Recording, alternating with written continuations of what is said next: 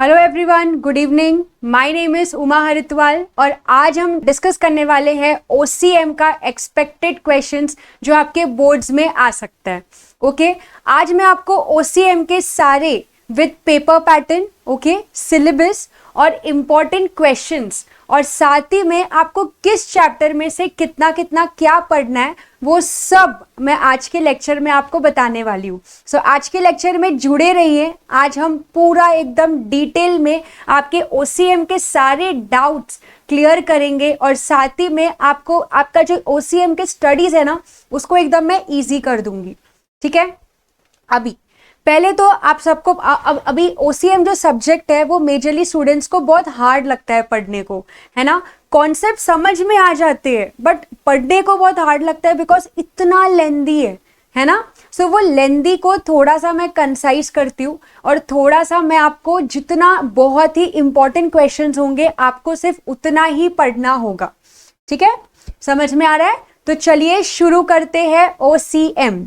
ठीक है, चलो अब हम आते हैं हमारे सबसे पहले ये आपका ओसीएम का पूरा चैप्टर का कि कितने चैप्टर्स है आपको। तो स्टार्टिंग से मैं आपको बता देती हूँ कि ओसीएम आपका 80 मार्क्स का रिटन एग्जामिनेशन होता है और 20 मार्क्स का आपका इंटरनल एग्जाम होता है जो कॉलेज में होता है। ओके, तो 20 मार्क्स तो ऑलरेडी आपके पॉकेट में ही है ना। 20 मार्क्स का आपके कॉलेज वाले आपको जितना पढ़ने बोलेंगे आपको उतना ही पढ़ना है। ठीक है, अब आते हैं हम लोग 80 मार्क्स के पेपर में। ओके, 80 मार्क्स का आपका पेपर होता है 3 आवर्स के लिए। ठीक है, अब ये क्या कैसे होता है तो पहले मैं आपको चैप्टर बता देती हूँ। ठीक है, ओसीएम में आपको टोटल 8 चैप्टर्स पढ़ने हैं। कितना पढ़ना है बच्चों? 8 चैप्टर। ठीक है, अब ये जो 8 चैप्टर है वो कौन कौन से हैं आप यहाँ पे स्क्रीन पे देख सकते हैं बच्चों।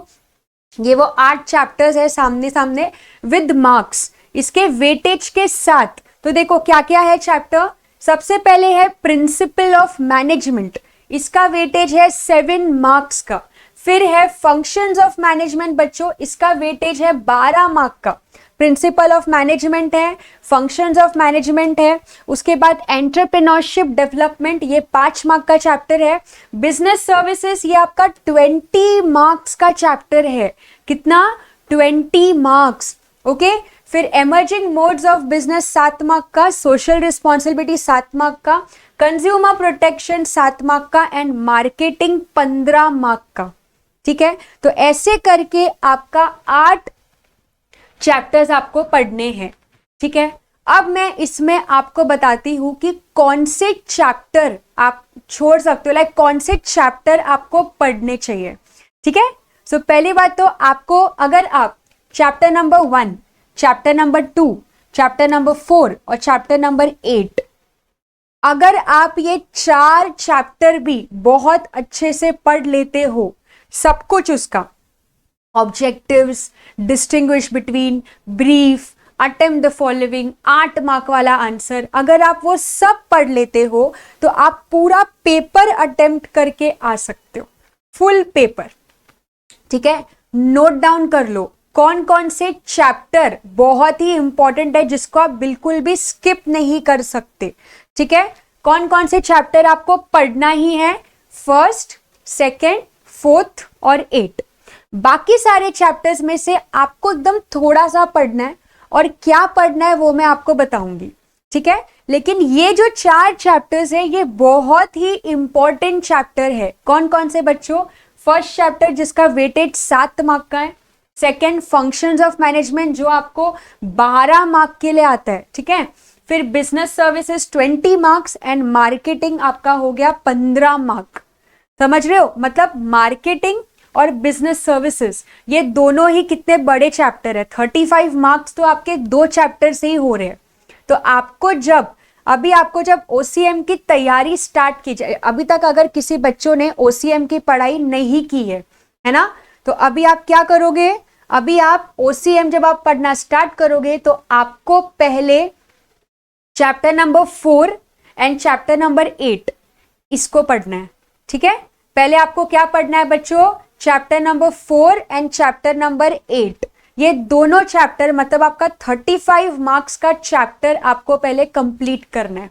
जैसे ही आपका chapter number 4 and chapter number 8 हो जाता है, उसके बाद आपको फोकस करना है फर्स्ट एंड सेकेंड चैप्टर पे, ठीक है।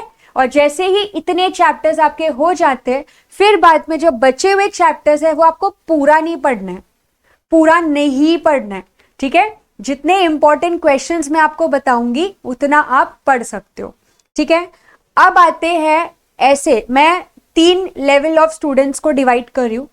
फर्स्ट लेवल ऑफ बच्चे ऐसे हैं जिन्होंने OCM बिल्कुल भी स्टार्ट नहीं किया है, और सबके एक मार्क्स के टारगेट होते हैं, बराबर। तो जिन्होंने OCM बिल्कुल भी स्टार्ट नहीं किया और जिनको OCM बहुत हार्ड लगता है, तो वो लोग सिर्फ ये 4 चैप्टर भी पढ़ेंगे ना, तो भी वो लोग आराम से 50+ का पेपर लिख के आ सकते हैं। 50 मार्क्स के अबव तक का वो लोग आराम से पेपर लिख के आ सकते हैं। सेकेंड लेवल वाले बच्चे ऐसे होंगे जो 4 चैप्टर तो पढ़ रहे हैं, साथ ही में वो लोग ये एक्स्ट्रा चैप्टर्स के भी कुछ डिस्टिंग्विश या अटेम्प्ट द फॉलोइंग वो पढ़ सकते हैं। एंड थर्ड लेवल वाले ऐसे बच्चे होंगे जो सब पढ़ेंगे, जिसको 100 में से कितना लाना है, 90+ लाना है, जिनका टारगेट 90+ का है, ठीक है।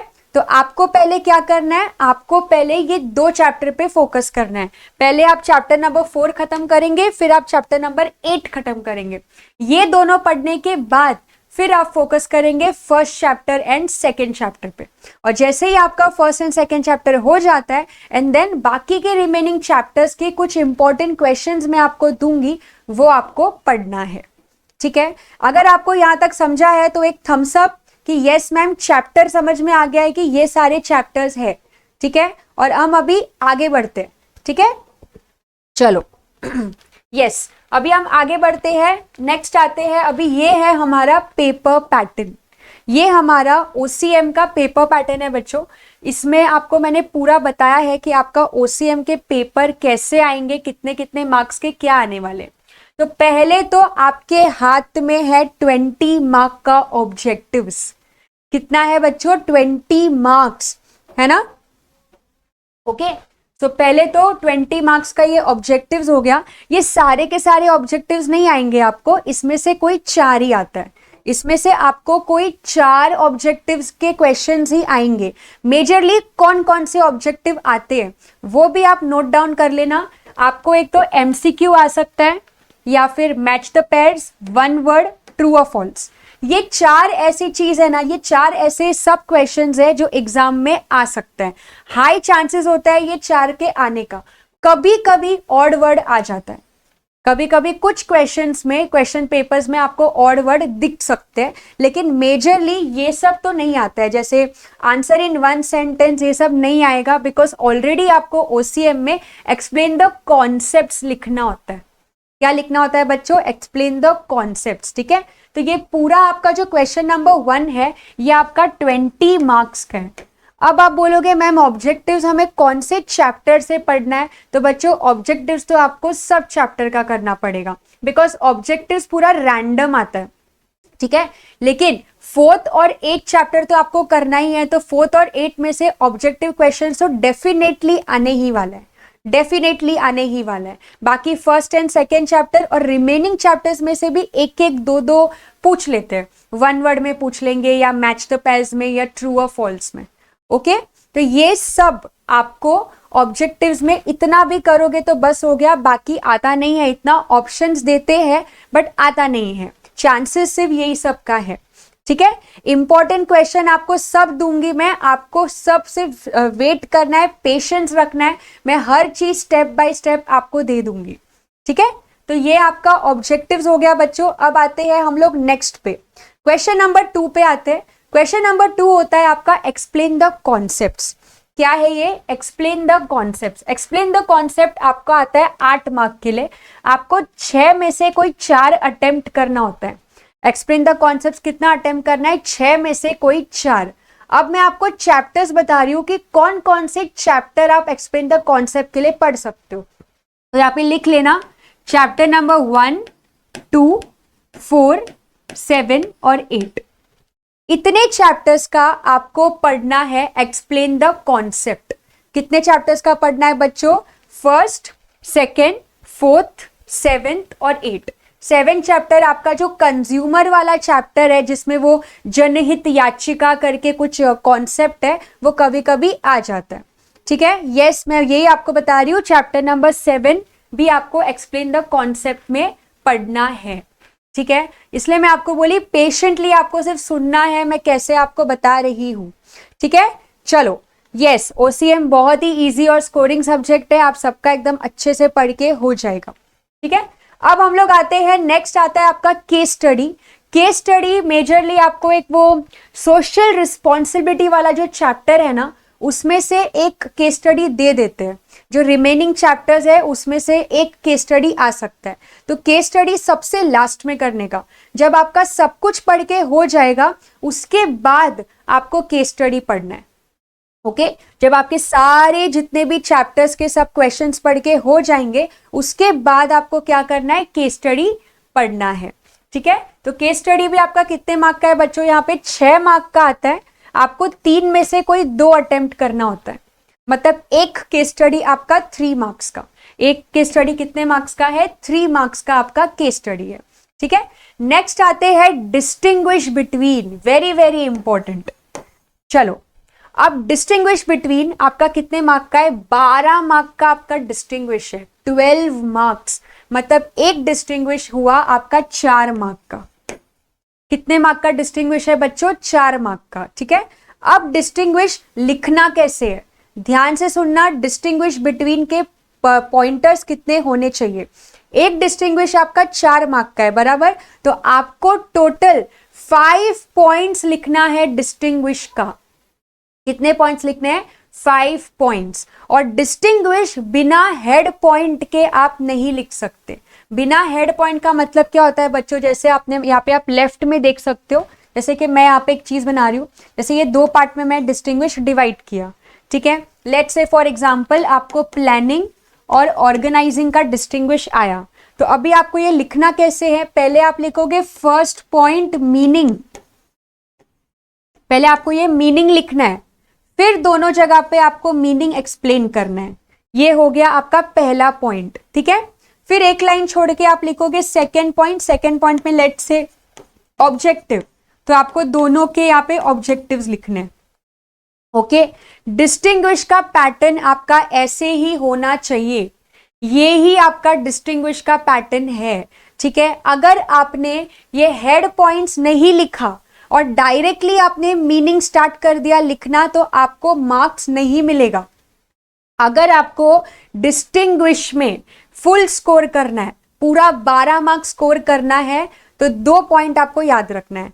पहले डिस्टिंग्विश में you have to write 5 points. कितने पॉइंट्स लिखने हैं बच्चे, आपको 5 पॉइंट्स लिखना है, और वो 5 पॉइंट के साथ ऐसे एक्सप्लेन करना है, जैसे मैंने बताया कि पहले पॉइंट लिखेंगे फिर एक्सप्लेन करेंगे, पॉइंट लिखेंगे एक्सप्लेन करेंगे, डिस्टिंग्विश करेंगे। नहीं, डिस्टिंग्विश का 2 पॉइंट में आपको क्या मार्क्स मिलेगा, 4 मार्क का आपका डिस्टिंग्विश है, तो आपको कितने पॉइंट्स लिखने पड़ेंगे, मिनिमम 5 तो लिखना पड़ेगा, तब जाके आपको एक डिस्टिंग्विश में पूरे 4 मार्क मिलेंगे। ठीक है, आई होप आपको यहां तक समझ रहा होगा कि डिस्टिंग्विश आपको कैसे लिखना है। ठीक है, चलो अब हम डिस्टिंग्विश के चैप्टर्स करते हैं कि कौन कौन से चैप्टर में आपको डिस्टिंग्विश है जो आपको पढ़ना है। ठीक है, चैप्टर नंबर 2, ठीक है, चैप्टर नंबर 4 इसमें डिस्टिंग्विश है, फिर आपको चैप्टर नंबर 5, 7 और 8, ये 8 में भी नहीं है, 8 में से भी आपको नहीं पढ़ना है, आपको ये 4 चैप्टर में से डिस्टिंग्विश पढ़ना है। Chapter number 2, chapter number 4, chapter number 5 and chapter number 7। ठीक है, चैप्टर नंबर 2 में से डिस्टिंग्विश एक कंपलसरी आएगा ही आएगा, या तो प्लानिंग ऑर्गेनाइजिंग का आ जाता है, या तो प्लानिंग कंट्रोलिंग आ जाता है, या तो ऑर्गेनाइजिंग या डायरेक्टिंग आ जाता है। ठीक है, ओके, तो ये आपको केस स्टडी बेटा आपको सब चैप्टर का करना ही पड़ेगा। मेजरली आपको केस स्टडीज भी रैंडम आते हैं, जैसे चैप्टर नंबर 6 में से कभी कभी पूछ लेते हैं, या चैप्टर नंबर 7 में से भी पूछ सकते हैं। इसके लिए केस स्टडी सबसे लास्ट में करने का, जब आपका सब कुछ पढ़ के हो जाएगा उसके बाद आप केस स्टडी पे आओगे, तो सब कुछ पढ़ के हो जाएगा तो आप इजीली केस स्टडी सॉल्व कर सकते हो। ठीक है, ओके तो चलो अब हम आते हैं वापस से अपने डिस्टिंग्विश पे। आपको इतने चैप्टर से ही डिस्टिंग्विश करना है। अब आप पूछोगे मैम इंपॉर्टेंट क्वेश्चन डिस्टिंग्विश का, जितने भी आपके एक्सरसाइज क्वेश्चन है डिस्टिंग्विश के आपको उतना ही पढ़ना है। और चैप्टर नंबर 2 में से और चैप्टर नंबर 7 में से कंपल्सरी डिस्टिंग्विश आते हैं। चैप्टर नंबर 4 में से भी आता है, जैसे करंट अकाउंट, वो एयर ट्रांसपोर्ट, वाटर ट्रांसपोर्ट वाला, मरीन ट्रांसपोर्ट वाला, ऐसे डिस्टिंग्विश आ सकते हैं। सिर्फ आपको एक्सरसाइज के डिस्टिंग्विश पढ़ने हैं। अगर आपको कोई आके एक्स्ट्रा क्वेश्चन दे रहा है डिस्टिंग्विश का, वो आपको नहीं पढ़ना है। जितना OCM के एक्सरसाइज में आपके डिस्टिंग्विश है आपको उतना ही पढ़ना है। एंड चैप्टर कौन कौन से याद रखना, चैप्टर 2, चैप्टर 4, चैप्टर 5, चैप्टर 7। मैं आपको इसका एक बार बता भी देती हूँ। ये मैं आपके सिलेबस पे आ जाती हूँ। ये आपका चैप्टर का सिलेबस में आ जाते हैं हम लोग एक बार। ये देखो, ये आपका चैप्टर का सिलेबस था। तो डिस्टिंग्विश आपको कौन कौन से चैप्टर का पढ़ना है, चैप्टर 2 में से आपको डिस्टिंग्विश पढ़ना है। ठीक है, चैप्टर 2, यहाँ पे मैं डी लिख रही हूँ जिसका डिस्टिंग्विश आपको पढ़ना है। चैप्टर 2, चैप्टर 4, ठीक है, फिर बाद में चैप्टर 5 एंड चैप्टर 7। ठीक है, चैप्टर 7 में से स्टेट कमीशन, नेशनल कमीशन का एक डिस्टिंग्विश आता है। चैप्टर 2 में से तो एक कंपलसरी आएगा ही आएगा, कभी कभी 2 भी पूछ लेते हैं। ठीक है, ओके, तो ये आपका डिस्टिंग्विश हो गया। ठीक है ठीक है, सो यहाँ पे हमारा डिस्टिंग्विश बिटवीन हो गया। अब हम आते हैं ब्रीफ क्वेश्चंस पे। ये आपका ब्रीफ क्वेश्चंस है। नेक्स्ट जो क्वेश्चन आप देख सकते हो डिस्टिंग्विश के बाद, आंसर इन ब्रीफ। ठीक है, ये जो आंसर इन ब्रीफ है ये आपका है टोटल 8 मार्क का। आपको कोई 2 अटेम्प्ट करना है 3 में से, 3 आउट ऑफ 2। इसका मैं आपको पूरा इंपॉर्टेंट क्वेश्चन देने वाली हूं। अब इसके बाद जो हम करने वाले हैं ना बच्चों, वो मैं आपको इंपॉर्टेंट क्वेश्चंस दूंगी और उतना ही आपको पढ़ना है ब्रीफ के लिए और अटेम्प्ट द फॉलोइंग के लिए। मैं वापस बोल रही हूँ, अभी इसके बाद मैं आपको इंपॉर्टेंट क्वेश्चंस देने वाली हूँ हर चैप्टर के, तो उतना ही आपको चैप्टर नंबर 5 और चैप्टर नंबर 7 के लिए पढ़ना है। ठीक है, सो ये आपका आंसर इन ब्रीफ है, 8 मार्क के लिए आता है। आपका एक क्वेश्चन 4 मार्क के लिए। ठीक है, ब्रीफ के आंसर्स में आपको कितने पॉइंट्स लिखने हैं। 4 मार्क का अगर आंसर है तो आपको 5 पॉइंट्स लिखना है।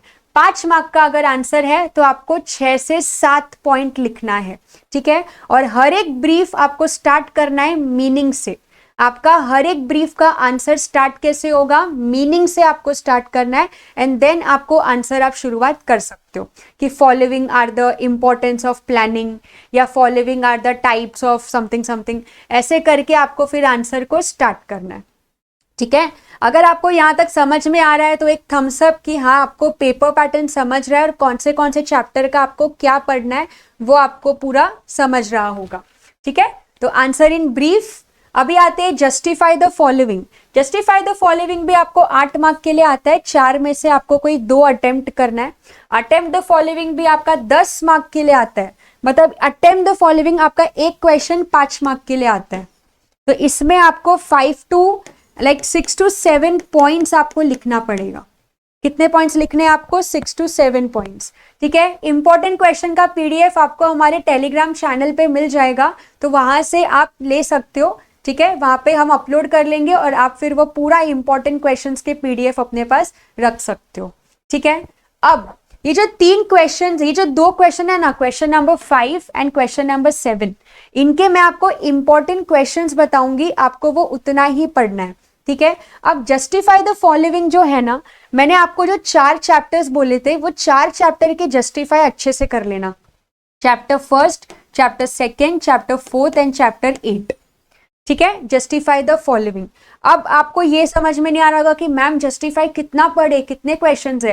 तो जस्टिफाई के जितने एक्सरसाइज क्वेश्चंस रहेंगे ना, आपको उतना ही पढ़ना है आपके जो चैप्टर के पीछे, क्योंकि OCM में एक्सरसाइज के बाहर का कुछ नहीं आता। जितना एक्सरसाइज में आपको ऑब्जेक्टिव्स है, केस स्टडी है, क्वेश्चन आंसर्स है, आपको उतना ही आता है, तो एक्स्ट्रा नहीं पढ़ना है। इको में कैसा होता है, इकोनॉमिक्स में आपको एक्स्ट्रा पढ़ना पड़ता है। ठीक है, लेकिन OCM में आपको सिर्फ एक्सरसाइज क्वेश्चंस ही पढ़ना है। ठीक है, अब आते हैं हमारे आखिरी क्वेश्चन नंबर 8 पे। इस क्वेश्चन में सबसे ज्यादा सबको प्रॉब्लम होती है। ठीक है। ओके, जस्टिफाई में आपको बेटा 5 पॉइंट्स लिखने, क्योंकि जस्टिफाई भी आपका 4 मार्क के लिए ही आता है। एक आपका जस्टिफाई बहुत बार आता है, वो चैप्टर नंबर 4 से है, आप वो लिख भी सकते हो। Cash can be withdrawn any time, है ना, फ्रॉम एटीएम। ये वाला जो क्वेश्चन है ये बहुत बार चैप्टर नंबर 4 से पूछा गया है। ओके, तो जो मैंने आपको चैप्टर बोला है ना 1 2 4 8, इस चैप्टर में से ही सिर्फ जस्टिफाई पढ़ना, आप जस्टिफाई आराम से अटेम्प्ट कर सकते हो। जस्टिफाई में आप और कोई चैप्टर अगर नहीं भी पढ़ोगे तो चलेगा। आपको कौन से चैप्टर्स पढ़ने जस्टिफाई में? फर्स्ट, सेकंड, 4 एंड 8, इसमें से ही आएगा। ये चैप्टर आप नोट डाउन कर लेना, ठीक है। देखो, अभी जो वो आप पे डिपेंड करता है कि आपको चैप्टर वाइज पढ़ना है या फिर आपको क्वेश्चन वाइज पढ़ना है। मैं सबको हमेशा यही सजेस्ट करती हूँ कि आपको हमेशा पेपर पैटर्न वाइज पढ़ना चाहिए। पेपर पैटर्न वाइज मतलब पहले सब चैप्टर के आपको 8 मार्क के क्वेश्चंस पढ़ने का। जैसे ही आपका 8 मार्क का क्वेश्चन हो जाता है उसके बाद आपको डिस्टिंग्विश पढ़ने का। डिस्टिंग्विश पढ़ने के बाद फिर पढ़ने के ब्रीफ, अटेम्प्ट द फॉलोइंग और जस्टिफाई, एंड फिर उसके बाद आपको explain the concepts and then last में ऑब्जेक्टिव्स। ये आपका सीक्वेंस होना चाहिए पढ़ाई का। अगर आप ऐसे सीक्वेंस में पढ़ते हो तो आपको बहुत अच्छे से आप पढ़ सकते हो, ठीक है। यस, 5 पॉइंट्स जस्टिफाई का इनफ है, उससे ज्यादा नहीं लिखना है, क्योंकि 4 मार्क का रहता है तो एक पेज में 1 या 1.5 पेज का आपका आराम से जस्टिफाई हो जाएगा, आप प्रॉपर अगर उसको लिखोगे तो, ठीक है। अब आते हैं लास्ट क्वेश्चन पे, जो है क्वेश्चन नंबर 8। ये आपका लॉन्ग आंसर होता है बच्चों। ये एक क्वेश्चन 8 मार्क के लिए होता है। 2 क्वेश्चन आते हैं आपको, ठीक है। आपको कोई एक ही अटेम्प्ट करना होता है। अब लॉन्ग आंसर में किसी को भी सारे चैप्टर्स नहीं पढ़ना है, ठीक है। लॉन्ग आंसर में आपको, जो मैं आपको चैप्टर बता रही हूं, सिर्फ वो ही चैप्टर में से पढ़ना, उसमें से क्वेश्चन आएगा ही आएगा। एक है chapter number 4 and chapter number 8।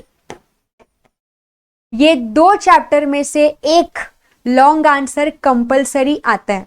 Chapter number 8 में जो मार्केटिंग चैप्टर है उसमें से या तो आपको 7P ऑफ मार्केटिंग आ सकता है, ठीक है, या तो आपको वो इंपॉर्टेंस ऑफ मार्केटिंग आ सकता है, ये आपको मार्केटिंग चैप्टर में से आ सकता है। और जो 4th चैप्टर है, 4th चैप्टर में आपको types of bank, very important question, मतलब महाराष्ट्र बोर्ड का तो वो फेवरेट क्वेश्चन था एक टाइम पे, हर साल टाइप्स ऑफ बैंक आता था, है ना। तो types of bank, principles of insurance, ठीक है, फिर जो वेयर हाउस का आपका जो क्वेश्चन है वो, ठीक है। तो ये सारे जो क्वेश्चंस है ना, ये ही पढ़ना है आपको। 8 मार्क में ज्यादा अपना टाइम वेस्ट मत करना। सब चैप्टर्स के आपको 8 मार्क्स के नहीं पढ़ने चाहिए, तो आप वो 14 प्रिंसिपल्स ऑफ मैनेजमेंट भी पढ़ सकते हो, बट वो जल्दी से आता नहीं है। वो आएगा भी तो आपको ब्रीफ में पूछेंगे, जो 4 मार्क के ब्रीफ होते हैं ना उसमें। लेकिन 8 मार्क के लिए आपको 4th एंड 8th चैप्टर में से एक क्वेश्चन कंफर्म आता है। एक क्वेश्चन कंफर्म आपको चैप्टर 4 या चैप्टर 8 से आएगा। तो इंपॉर्टेंट है, अच्छे से पढ़ना चैप्टर नंबर 4 एंड 8। और सिर्फ, मैं बार बार आपको एक ही चीज बोल रही हूं, आपको सिर्फ एक्सरसाइज क्वेश्चंस ही पढ़ना है। एक्सरसाइज के बाहर का आपको एक्स्ट्रा कुछ भी नहीं पढ़ना है, ठीक है। सो अगर आपको यहां तक पूरा पेपर पैटर्न समझ गया है तो एक थम्स अप, क्योंकि अब मैं आप सब जो वेट कर रहे इतने टाइम से कि मैम इंपॉर्टेंट क्वेश्चंस, तो अब मैं आपको वही डिस्कस करूंगी कि कौन से चैप्टर्स के आपको कौन कौन से क्वेश्चंस पढ़ने हैं। तो आप सब अगर मेरे साथ हो अभी लेक्चर में और सबको समझ में आ रहा है तो एक थम्स अप, ठीक है। और अभी तक जितने भी है सब थम्स अप दे दीजिए, ठीक है। जस्टिफाई बेटा आपको चैप्टर नंबर 1 2 4 8, ये 4 चैप्टर में से आपको अच्छे से पढ़ना है, ठीक है। ओके, चलो अब हम आते हैं अपने इंपॉर्टेंट क्वेश्चंस पे। हर चैप्टर के मैंने इंपॉर्टेंट क्वेश्चंस बनाए हुए हैं। वो इंपॉर्टेंट क्वेश्चंस आप ये सब में यूज कर सकते हैं, जैसे answer in brief, attempt the following, ये सब में ऐसे क्वेश्चंस आते हैं, ठीक है। तो चलो आ जाते हैं हम लोग अपने इंपॉर्टेंट क्वेश्चंस पे बच्चों।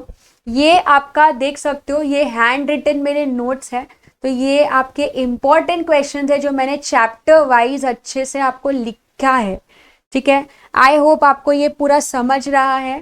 ठीक है, तो चलो आते हैं अभी हम लोग। तो अभी आते हैं इंपॉर्टेंट क्वेश्चंस पे। इसका आप स्क्रीनशॉट लेना है तो स्क्रीनशॉट ले सकते हैं, हमारे टेलीग्राम चैनल पे भी है।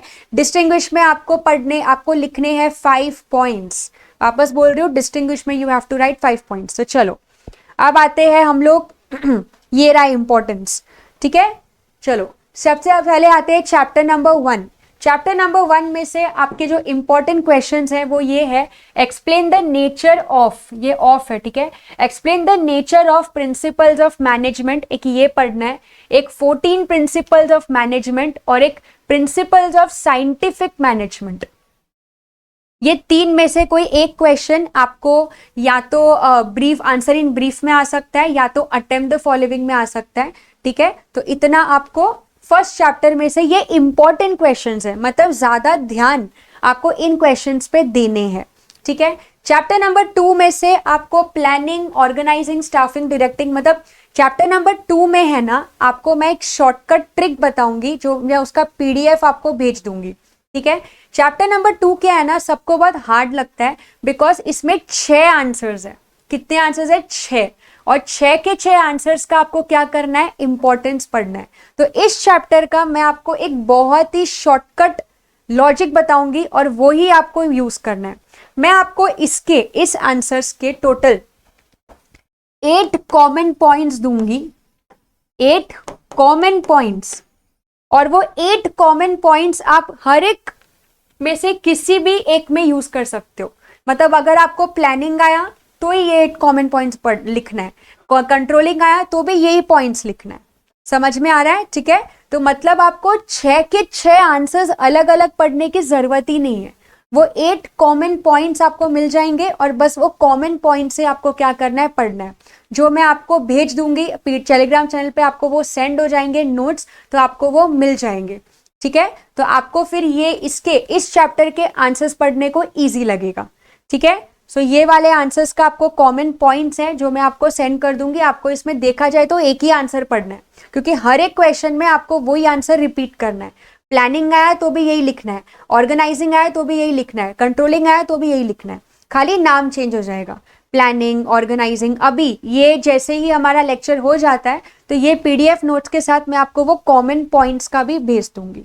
ठीक है, यस श्योर, मैं आप सबको वो भेज दूंगी। चलो अब आते हैं चैप्टर नंबर 3 पे। बहुत ही छोटा चैप्टर है, इसका वेटेज भी बहुत ज्यादा कम है, तो अगर आप लोग चाहिए तो चैप्टर नंबर 3 स्किप भी कर सकते हो, खाली इसका चाहिए तो आप ऑब्जेक्टिव्स पढ़ सकते हो या केस स्टडी कर सकते हो। ठीक है, ऐसे आप चैप्टर नंबर 3 को स्किप भी कर सकते हो। इसमें से सिर्फ 4 मार्क का तो वेटेज है इसका, तो ज्यादा क्वेश्चंस नहीं आएंगे। तो ये आपके चैप्टर्स है बेटा, ये आपके क्वेश्चंस है। देखो फर्स्ट क्या है, एक्सप्लेन एंटरप्रेन्योर डेवलपमेंट प्रोग्राम, ये आ जाता है 4-4 मार्क के क्वेश्चन में। Characteristics of entrepreneur development and define entrepreneur, explain it's functions. ये 3 क्वेश्चंस आपको इस चैप्टर में से पढ़ना है। ठीक है, इतने इंपॉर्टेंट नहीं है बेटा, chapter number 3 are not that important, तो आप इसको एकदम लास्ट के लिए भी रख सकते हो चैप्टर नंबर 3 को। ठीक है, चलो नेक्स्ट क्वेश्चन, नेक्स्ट चैप्टर पे आते हैं। नेक्स्ट जो चैप्टर है हमारा बहुत ही इंपॉर्टेंट चैप्टर है, इसके लिए इसके क्वेश्चंस भी आपको बहुत ज्यादा दिखेंगे। देखो 1 to 6 क्वेश्चंस है इसमें। ठीक है, ये आपका 20 मार्क्स का वेटेज है बच्चों, इसमें से आपको बहुत क्वेश्चंस आते हैं, जैसे types of warehouse, define bank, explain different types of bank, then what is insurance, explain its principles, very important, ये भी बहुत इंपॉर्टेंट क्वेश्चन है। फिर explain types of marine insurance policies या फिर फायर इंश्योरेंस पॉलिसीज के बारे में भी आ जाता है। एंड लास्ट है explain function of warehouse, ये भी आपको कभी कभी 8 मार्क के लिए पूछ लेता है। ठीक है, तो ये कुछ इंपॉर्टेंट क्वेश्चंस है फ्रॉम चैप्टर नंबर 4, है ना, ये सिर्फ इंपॉर्टेंस है। ठीक है, इस पे आपको ज्यादा फोकस करना है। ठीक है, ज्यादा फोकस करना है। ओके बच्चों, yes they are important questions. ठीक है, चलो नेक्स्ट चैप्टर पे आते हैं। नेक्स्ट चैप्टर है हमारा चैप्टर नंबर 5। ठीक है बच्चों, ये अपना चैप्टर नंबर 5 है। ठीक है, इसमें से आपको 5 क्वेश्चंस इंपॉर्टेंट है, जैसे what is outsourcing, advantage and disadvantage, ये 4 मार्क के ब्रीफ में पूछ सकते हैं। फिर ये सब आपको आ सकता है what is BPO, what is KPO, what is LPO, ये आ सकता है। और इसमें ये वाला इंपॉर्टेंट है बच्चों, explain the steps involved in online transactions, very important question, ये आपके एग्जाम में पूछ सकते हैं, आपके जस्टिफाई के क्वेश्चन में ये आ सकता है, स्टेप्स इन्वॉल्व, तो स्टेप्स क्या क्या होता है ऑनलाइन ट्रांजैक्शंस के, वो आपको आ सकता है। ठीक है ठीक है, चलो चैप्टर नंबर 6 पे आते हैं। ये आपका चैप्टर नंबर 6 है बच्चों। चैप्टर नंबर 6 में आपको 2 ही क्वेश्चंस हैं। एक तो आपको रिस्पॉन्सिबिलिटीज आ जाता है कभी कभी कि state the responsibilities of business towards government, society, investor, consumer. इन सबके आपको 5-5 पॉइंट्स ही पढ़ने हैं, उससे ज्यादा नहीं पढ़ना है। Okay, 5 points are enough from each. हाँ, गवर्नमेंट का कोई भी 5 पॉइंट आएगा, या इन्वेस्टर्स का कोई भी 5 पॉइंट, या कंज्यूमर की रिस्पॉन्सिबिलिटीज का कोई भी 5 पॉइंट। ठीक है, नेक्स्ट क्वेश्चन है स्टेट एनी 4 CSR एक्टिविटीज। ये आपको अटेम्प्ट द फॉलोइंग में कभी कभी देखा जाता है, CSR एक्टिविटीज के क्या क्या आपके एक्टिविटीज है, 4 से 5 आपको पढ़ना होता है। ओके, चलो नेक्स्ट आते हैं अपना चैप्टर नंबर 7 बच्चों। ठीक है, this is your chapter number 7।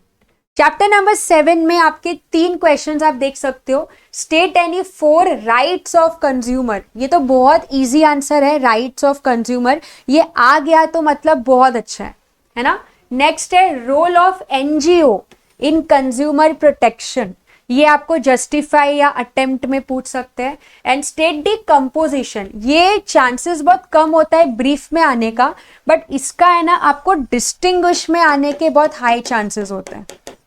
State commission, national commission, इसके आपको डिस्टिंग्विश आ सकते हैं। ठीक है, अब आते हैं हमारे आखिरी चैप्टर पे बच्चों, जो है अपना चैप्टर नंबर 8। ठीक है, 7P of marketing, very important, very very important. ठीक है, 7P ऑफ मार्केटिंग, ये कोई ना कोई क्वेश्चन में आपको दिख ही जाएगा, या तो 8 मार्क में, या तो 4 मार्क के ब्रीफ में, या तो 4 मार्क के अटेम्प्ट द फॉलोइंग में, ये आपको दिख ही जाएगा। ठीक है, next is explain functions of marketing, ये भी इंपॉर्टेंट ही है। And explain importance of marketing to the society and consumer, ये आपको 8 मार्क के लिए भी आ सकता है, या 4-4 मार्क के लिए सिर्फ सोसाइटी का या कंज्यूमर्स का भी दे सकते हैं। ओके, सो ये आपके टोटल 8 मार्क के 8 चैप्टर्स के इंपॉर्टेंस है बच्चों। ये इतने इंपॉर्टेंट क्वेश्चंस है कि जब आप ब्रीफ, अटेम्प्ट द फॉलोइंग पढ़ोगे तो ये वाले क्वेश्चंस पे ज्यादा ध्यान देना। ठीक है, लेकिन इसको पढ़ने के साथ साथ जो मैंने आपको स्ट्रैटेजी बताई है वैसे पढ़ो। OCM आपको पेपर पैटर्न वाइज पढ़ना है। पहले आप सारे 8 मार्क के आंसर खत्म करो। ठीक है, 8 मार्क के लिए आपको कितने चैप्टर, कौन से चैप्टर मैंने आपको बोला जो 8 मार्क के लिए सबसे पहले खत्म करना, chapter number 4 and chapter number 8। Okay, note down कर लो, chapter number 4 and chapter number 8। ठीक है, ये आपको 8 मार्क्स के लिए पढ़ना है। उसके बाद आप डिस्टिंग्विश पढ़ेंगे। डिस्टिंग्विश का भी मैंने आपको चैप्टर बता दिया है कि कौन कौन से चैप्टर के आपको डिस्टिंग्विश पढ़ने हैं। ठीक है, डिस्टिंग्विश के बाद आप पढ़ेंगे ये सारे ब्रीफ, अटेम्प्ट द फॉलोइंग, है ना, जस्टिफाई द फॉलोइंग, ये सब आपका एक बार पढ़ के हो जाता है। उसके बाद आपके ऑब्जेक्टिव्स तो एकदम आराम से हो जाएगा, एक्सप्लेन द कॉन्सेप्ट और ऑब्जेक्टिव्स। ठीक है, सो ये थे आपके पूरे OCM के इंपॉर्टेंस। अगर आपको किसी को भी कोई डाउट है तो आप पूछ सकते हैं। ठीक है, ये नोट्स आपको आपके टेलीग्राम चैनल पे हम लोग अपलोड कर देंगे, और साथ में मैं आपको वो प्लानिंग, ऑर्गेनाइजिंग वाला कॉमन पॉइंट्स भी भेज दूंगी, तो आप वो भी रेफर कर सकते हैं। ठीक है,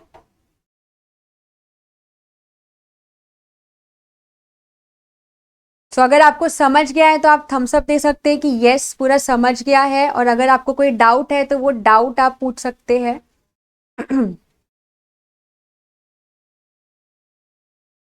यस, अगर आपको कॉन्सेप्ट समझ गया है तो आप पॉइंट्स को अपने ओन वर्ड्स में एक्सप्लेन कर सकते हैं। ठीक है, SP का भी वीडियो बहुत जल्दी आएगा बेटा, जिसमें आपको SP के सारे हम इंपॉर्टेंस दे देंगे, जैसे मैंने आपको OCM का दिया है। OCM में आप अपने ओन वर्ड्स में लिख सकते हो, अगर आपको लिखना ओन वर्ड्स में अगर आपको लिखना आता है और अगर आपको पॉइंट्स समझ गया है और आप ओन वर्ड्स में लिख सकते हैं तो आप वो पढ़ सकते हो, लिख सकते हो। Okay, how to prepare and how to learn big answers, ये बहुत ही इंपॉर्टेंट क्वेश्चन है बच्चों का कि बिग आंसर्स कैसे पढ़ना है। तो देखो बच्चों, बिग आंसर्स में कैसा होता है ना, आपको 9 से 10 पॉइंट्स पढ़ने होते हैं, है ना। 8 मार्क है तो मतलब आपको 10 पॉइंट्स तो पढ़ना पड़ेगा। तो पहले तो वो 10 पॉइंट का अगर आप स्मार्ट कोड बना सकते हो तो पहले तो उसके स्मार्ट कोड्स बना लो। और अगर किसी को स्मार्ट कोड से पढ़ना नहीं आता है तो आप लोग फिर वो 10 पॉइंट को 2-2 में डिवाइड कर दो। लाइक पहले 2 पॉइंट पढ़ो, उसको रिवाइज करो, फिर 2 पॉइंट करो, उसको रिवाइज करो, फिर 2 पॉइंट पढ़ो, उसको रिवाइज करो। मतलब बड़े आंसर को छोटे छोटे पार्ट्स में डिवाइड करके पढ़ो। फिर जैसे ही आपका छोटे छोटे पार्ट्स में पढ़ के हो जाता है तो सब कुछ एक साथ में फिर अच्छे से रिवाइज करो, ठीक है। तो इसके लिए आपको डेली बेसिस पे पढ़ना पड़ेगा। इकोनॉमिक्स का इंपॉर्टेंस बेटा ऑलरेडी मैंने दे दिया है, ठीक है। ओके, सो ये आपका स्ट्रैटेजी होता है पढ़ने का। लॉन्ग आंसर्स के लिए आपको 9 to 10 पॉइंट्स पढ़ने हैं। Brief and attempt the following answers के लिए आपको आराम से 5 to 6 पॉइंट्स पढ़ना है। डिस्टिंग्विश के लिए भी आपको 5 to 6 पॉइंट्स इनफ है, ठीक है। अब OCM के प्रेजेंटेशन पे मैं आपको बहुत ही ज़्यादा फोकस करूंगी। मैं आपको ये बोलूंगी, जब आप OCM का पेपर लिखते हो प्रेजेंटेशन पे ध्यान देना, ठीक है। ज़्यादा कैंसिलेशंस आंसर में मत करना, ठीक है। ऑब्जेक्टिव्स में ज़्यादा कैंसिलेशंस मत करना, ओके। जब भी कोई पॉइंट लिख रहे हो तो वो हेड पॉइंट्स को अंडरलाइन करो, फिर उसको एक्सप्लेन करो, ठीक है। थोड़ा लाइन छोड़ के अच्छे से प्रॉपर लिखो, ज़्यादा गैप्स मत छोड़ो आंसर के बीच में, तो मार्क्स वैसे नहीं मिलते, ठीक है। तो प्रेजेंटेशन पे आपको अच्छे से ध्यान देना है, क्वेश्चन नंबर आपको अच्छे से लिखना है, ठीक है। सो आई होप आज का ये लेक्चर आप सबके लिए बहुत हेल्पफुल होगा, ठीक है। आप सबको पेपर पैटर्न, सिलेबस, इंपॉर्टेंस सब कुछ समझ में आ गया होगा, ठीक है। ओके, नेक्स्ट लेक्चर में आऊंगी विद SP के लिए, जिसमें मैं आपको SP के इंपॉर्टेंस दूंगी, ठीक है। So thank you so much, bye bye, all the best.